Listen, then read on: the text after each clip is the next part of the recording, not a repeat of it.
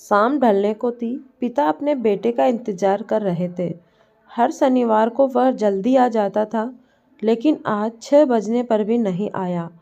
आंगन में बैठे 65 साल के बूढ़े धनजी बार बार अपने पोते पोतियों से पूछ रहे थे, बेटा तुम्हारे पापा आए? उनमें से एक 12 साल के दिनेश ने जवाब दिया, नहीं दादाजी, पापा अभी तक नहीं आए। बूढ़े पिता ने अपनी बहू से कहा, बहू बेटा कैलाश को फ़ोन तो लगाओ, वह अभी तक क्यों नहीं आया? बाबूजी आप खामखा चिंता कर रहे हो, वो बस आते ही होंगे। इतना कहकर वह अपने काम में मसरूफ़ हो गई। कुछ देर बाद कैलाश घर लौटा। उनके चेहरे पर चिंता की लकीर दिख रही थी। वह इतनी गहरी सोच में डूबा था कि उसने ध्यान भी नहीं दिया कि उसके बूढ़े पिता आंगन में बैठे हैं। बूढ़े पिता बस अपने बेटे को देखते ही रह गए। कमरे में जाकर उसने अलमारी से कुछ खोजने की कोशिश की, लेकिन उसे मिला नहीं। वह चिल्लाते हुए उसने कहा, जमुना यहाँ आओ। जमुना फौरन दौड़ आई। जी क्या है? आते ही चिल्लम चिल्ली शुरू कर दी। मेरी पुरानी डायरी नहीं मिल रही है, कहाँ रख दी है? जमुना ने तुरंत अलमारी में झांका और तिजोरी से डायरी निकाल दी। कैलाश कुर्सी पर बैठकर डायरी के पन्ने पलटने लगा। यह देखकर जमुना ने पूछा, क्या हुआ?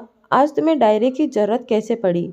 इस पर कैलाश ने बताया कि उसे नौकरी से निकाल दिया गया है और अब उसे नई नौकरी तलाशनी होगी।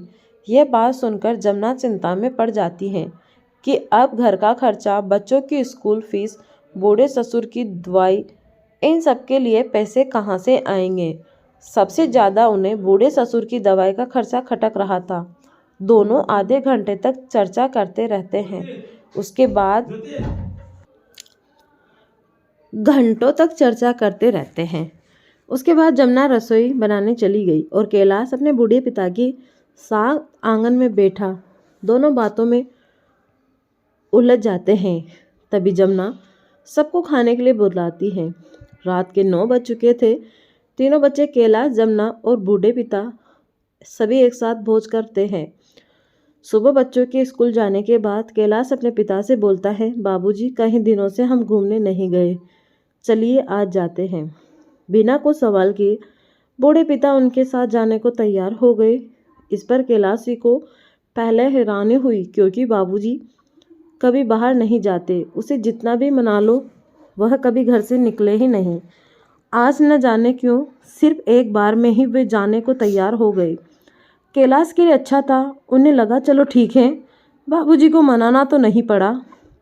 बेटा और बहू बूढ़े पिता को एक बड़े बंगले में छोड़ आए, यह कहकर कि यहाँ उसकी बीमारी का इलाज करवाने आए हैं और सिर्फ 5 ही दिन उन्हें यहाँ रुकना पड़ेगा, बाद में वे उसे ले जाएंगे। इतना कहकर बेटा और बहू निकल गए।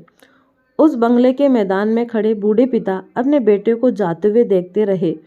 उनके चले जाने के बाद 4-5 बूढ़े उनके पास आते हैं और बताते हैं कि तुम कब से यहाँ खड़े रहकर उन्हें देखते रहोगे? तुम्हें शायद पता न हो तो बता दे, यह अस्पताल नहीं है बल्कि हमारे जैसे बूढ़े लोगों का आश्रम है। अपने बूढ़े माँ बाप को यहाँ छोड़ने के बाद कोई बेटा उसे लेने नहीं आता। तुम भी इंतज़ार करना छोड़ दो। इस पर बूढ़े ने बोला, मैं तो पहले से ही जानता था, मेरे बेटे की नौकरी छूट गई थी। उसके पास शायद कोई रास्ता नहीं होगा, इसीलिए उसने मुझे यहाँ छोड़ने ने निर्णय लिया होगा। इस उम्र में मैं उसे सांत्वना देने के अलावा कर भी क्या सकता हूँ। मायूस भरे लफ्ज़े के साथ बूढ़े ने बात खत्म की। एक बूढ़े ने चलते हुए बोला, क्या ज़माना आ गया है। जिस बेटे के लिए हमने घर बनाया उसी बेटे ने हमें उस घर से पराया कर दिया। चलो फिर, हमारे पास यहाँ रहने के अलावा और कोई रास्ता नहीं है। जब तक सांसें चलती रहेगी तब तक हमें इसी घर में रहना होगा। सभी बूढ़ों के साथ वह बूढ़ा भी चला गया। तो दोस्तों ये थी कहानी। कैसी लगी कमेंट में ज़रूर बताएं।